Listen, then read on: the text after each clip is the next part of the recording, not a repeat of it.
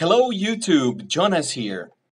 Olha, esse vídeo aqui é meio que um desabafo, certo? Mas não, eu não estou tentando, por favor, não entendam errado, acabar com professores, nem dizer que todo professor é ruim, existe muito professor bom, mas tem acontecido uma coisa nos últimos meses, e na verdade isso eu já tinha visto outros casos, mas agora eu acho que por causa desse meu trabalho vem aparecendo mais esse tipo de informação para mim, que me deixa muito triste com a educação de idiomas pelo mundo, certo?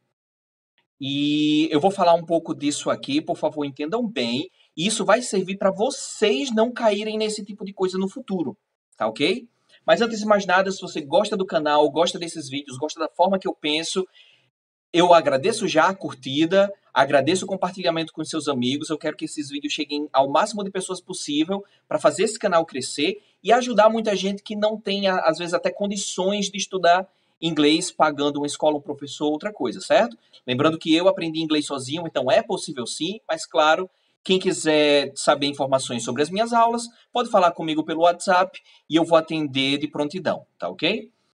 Então é o seguinte, tem acontecido muito de pessoas brasileiras, de brasileiros fora do Brasil, em países como Nova Zelândia, Austrália, Estados Unidos, Inglaterra, Escócia, estarem vindo procurar minhas aulas, perguntar coisas a mim e também procuram outros professores, porque estão nos países lá fazendo aulas, muitas vezes, aulas de inglês, e não estão aprendendo nada. E eu fico pensando, caramba, quando você está aqui no Brasil, você acredita que a melhor forma de aprender inglês é com professores nativos. Os nativos vão saber ensinar. É verdade? Às vezes é. Tem nativo que ensina inglês muito bem. O professor que consegue entrar na cabeça do aluno pensando, peraí, ele é de uma cultura diferente, o idioma dele é diferente, então eu tenho que fazer até coisas que são simples no meu idioma para mim, fáceis para ele, porque o que é fácil para mim talvez não seja para o meu aluno. Só que, infelizmente, essa não é a regra. É, eu, inclusive, dei aula para uma aluna que morava na Dinamarca, e não era em relação ao inglês o problema dela. Ela veio fazer aula de inglês comigo porque ela estava num país que não fala a língua inglesa como primeiro idioma, certo? Mas ela me contou que por 3 anos ela foi para aulas de dinamarquês. Só que ela disse, Jonas, era só livro, era só papel, era só memorização de palavras, memorização de regras, era gramática, gramática, gramática, gramática. E não tinha conversação. Sabe como foi que eu aprendi dinamarquês? Eu me inscrevi numa universidade e fui colocar a cara a tapa. Fui estudar pedagogia numa universidade, porque aí na universidade eu tinha que conversar com as pessoas e eu tive que aprender. Eu só aprendi dinamarquês porque eu fui estudar em uma universidade. Não foi nem curso de dinamarquês. Foi simplesmente ter contato com pessoas, porque na escola que ela ia, não ensinava. Também tem caso de aluna na Nova Zelândia. Eu não vou dizer nomes de alunos porque também não interessa, mas é interessante. A pessoa está num país de idioma inglês, acha que vai para uma escola para aprender, mas infelizmente é só gramática, gramática, gramática. Às vezes a escola tem até boa intenção. Normalmente, eu não estou dizendo que os professores têm má intenção. A maioria dos professores querem ensinar. O problema é que parece que eles se esqueceram que aprender um idioma é aprender a se comunicar.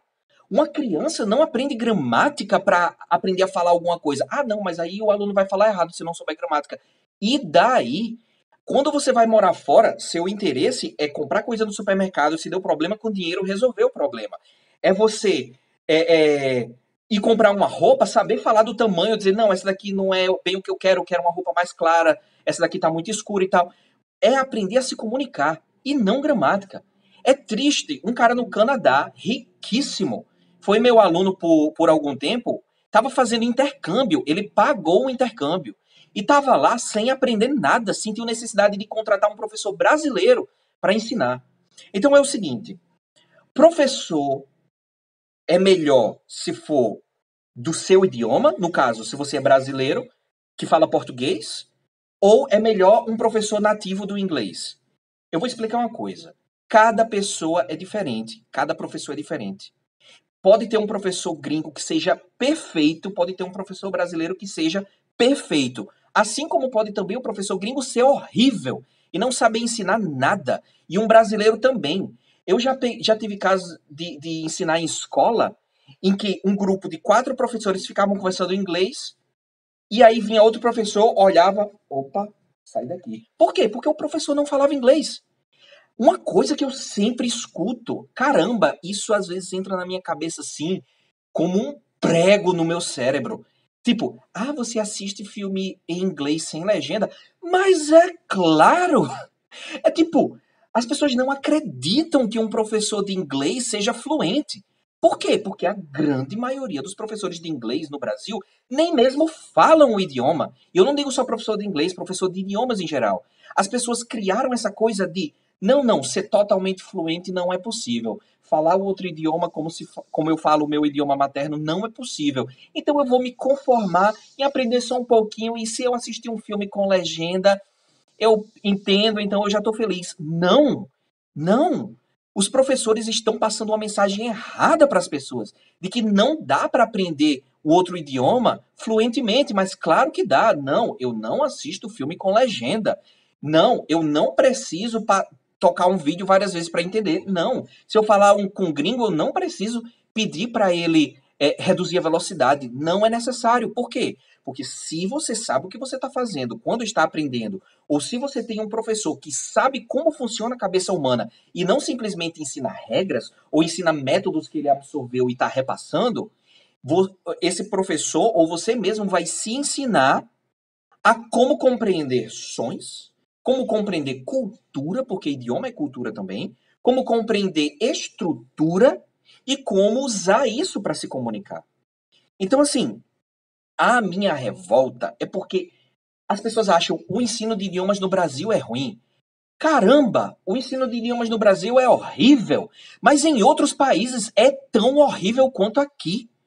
É incrível que não entra em mim, não entra na minha cabeça que uma pessoa está no país e que fala o idioma e os professores te dão papel, livro.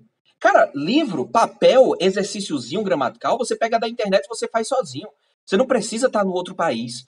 Então, assim, intercâmbio, eu vou gastar dinheiro com intercâmbio, eu vou investir porque é pro meu futuro. Cara, olha, pensa. Esse intercâmbio, como são as aulas, peça para ver vídeo de aula. Peça para saber como é que é. Porque não dá. Eu já vi gente gastando 15 mil reais, 20 mil reais, indo para intercâmbio e não aprendendo nada. Intercâmbio é bom? Intercâmbio pode ser maravilhoso para quem já fala o idioma e quer melhorar. Por quê? Porque quando você já tem uma noção do idioma, você já consegue tirar dúvidas com o professor. Você já consegue perguntar, mas professor, por que é assim? Muitas vezes os professores nem conseguem dar a resposta. Por quê? Eu falo português? Isso aqui é óbvio. É assim porque é assim. Isso pega mal. Peraí, você não tá entendendo o que é pegar mal? Pega mal, isso pega mal. Assim, tipo, não faça isso não porque isso pega mal, tá entendendo? Não, o aluno não entende. Por quê? Porque para mim é fácil, eu sou brasileiro, mas para o chinês que fala mandarim, que é um idioma que não tem nada a ver com português, é complicado entender isso. Então o professor tem que estar debaixo da pele, tem que estar, como dizem os falantes do inglês, in the other person's shoes, in the student's shoes, tem que estar nos sapatos daquela pessoa. A gente tem, como professor, a obrigação de entrar na cabeça do aluno e saber por que ele não está entendendo alguma coisa e criar uma explicação lógica. Infelizmente, um professor nativo que não fala o idioma do aluno, às vezes tem muita dificuldade em saber isso. Até por isso que eu não me arrisco muitas vezes a ser professor para japoneses que já apareceram querendo ser meus alunos. Eu já disse, olha, eu posso ser o professor. Agora, eu não garanto que eu vou ser tão eficiente quanto com os meus alunos brasileiros. Por quê? Porque eu duvido da minha capacidade? Não, eu não duvido da minha capacidade. Eu sou realista e sei que eu sei ensinar brasileiro, porque eu sei como o brasileiro pensa, sei como o americano e o inglês pensa e sei como explicar isso para um brasileiro. Mas eu não saberia explicar isso para um japonês. Eu poderia dar aula de pronúncia, de outras coisas. Mas fazer com que ele entenda o idioma tão bem quanto eu consigo ensinar para um brasileiro seria meio complicado. Então, para quem já fala o idioma e consegue se comunicar, ir para o intercâmbio é assim: meu inglês tá 60%. Em um mês, meu inglês já chega a 90%. É um avanço incrível, porque você vai estar convivendo com o idioma o tempo todo. Agora, você é iniciante. Aí você vai. Primeira semana serve para quê? Serve para você chorar. Por quê?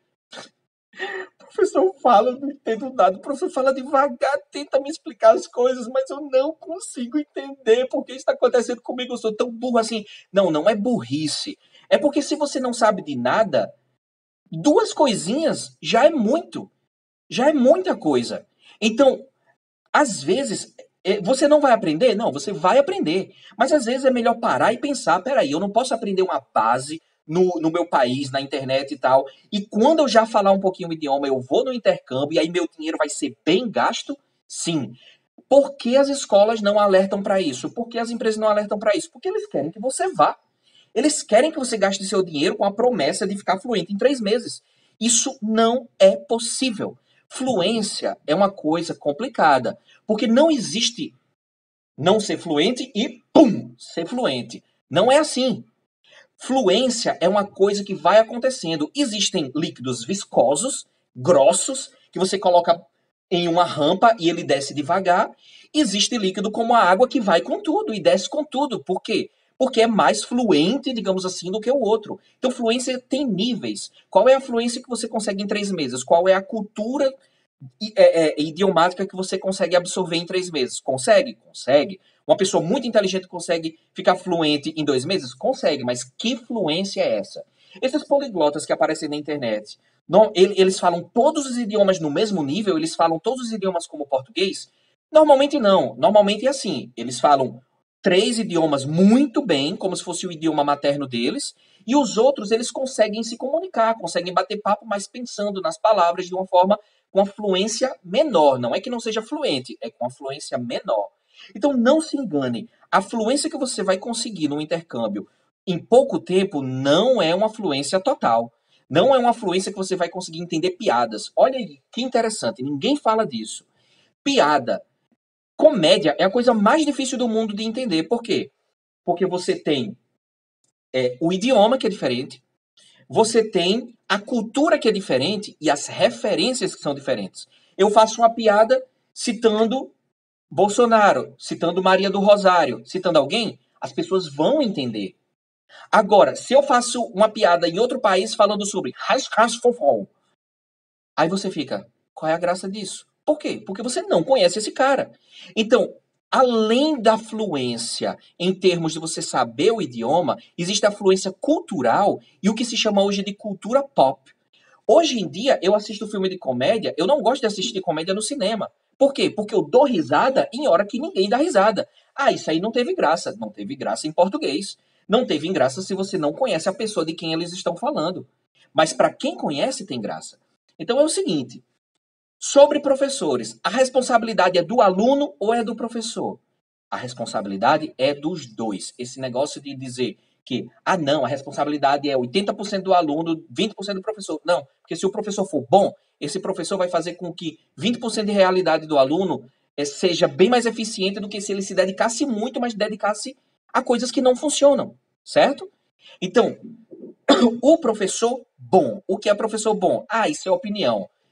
Sim, em parte. Tem professor que é muito carismático, não sabe nada do idioma. Eu já dei aula para pessoas formadas em letras que terminaram o curso com nota boa e não sabem nada de inglês, não conseguem nem levar uma conversinha básica para se apresentar. Isso é uma vergonha no Brasil. Esse é um dos motivos que eu, até hoje, não entrei num curso de letras. Porque o curso de letras que eu conheço na minha cidade forma pessoas que nem mesmo falar o idioma falam. Peraí, se você está se formando em letras em inglês, não é o mínimo do mínimo do mínimo do mínimo você falar o idioma fluentemente?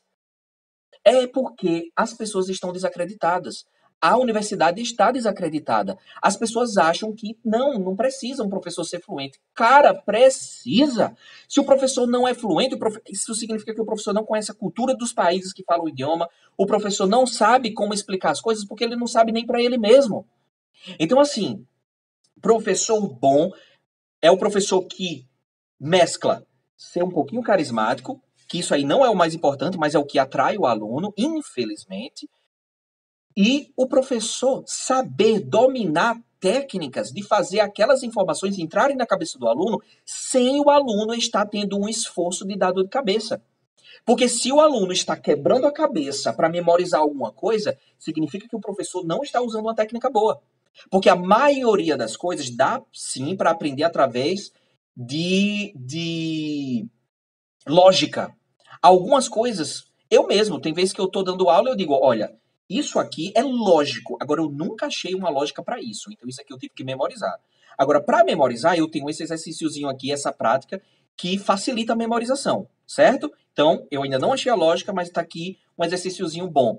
Aí eu pergunto ao aluno, você acha que serve para você? Você consegue se lembrar de coisas quando você faz esse tipo de exercício mental? Não, eu não consigo. Tá, então vamos experimentar outra forma. Um professor que ensina da mesma forma para todo aluno, vou fazer aula particular, porque a aula particular o professor vai ensinar o que eu preciso. Aí o professor bota um livro na tua frente. A gente vai estudar essa lição aqui. Cara, é para ser aula de escola, aula genérica, como se diz no Nordeste, aula café com leite? Ou é para ser aula para aquele aluno? Não, mas eu não preciso disso aqui. Eu vou viajar daqui a 3 meses e aí eu preciso aprender para viagem. Ensina inglês de viagem, conversa sobre viagem. Não é decorar palavras, é conversar sobre o aeroporto e quando o aluno ficar I went to the... Como é o canto lá que a pessoa mostra as coisas para entregar a mala? Check-in. Check-in. E aí o professor vai ensinando o que o aluno precisa. A mesma coisa se o aluno for engenheiro, a mesma coisa se o aluno for advogado, o professor tem que entrar na área. Então, não gastem seu tempo e seu dinheiro pagando por cursos genéricos, pagando por aulas genéricas, certo? Repito, eu não estou aqui para fazer propaganda de mim. Claro que se eu conseguir aluno, eu gosto disso, eu preciso disso, eu sustento minha família com isso, mas é porque realmente tem aluno meu que diz, professor, eu gosto muito da sua aula, mas sua aula está muito cara. Você recomenda aqui outro curso?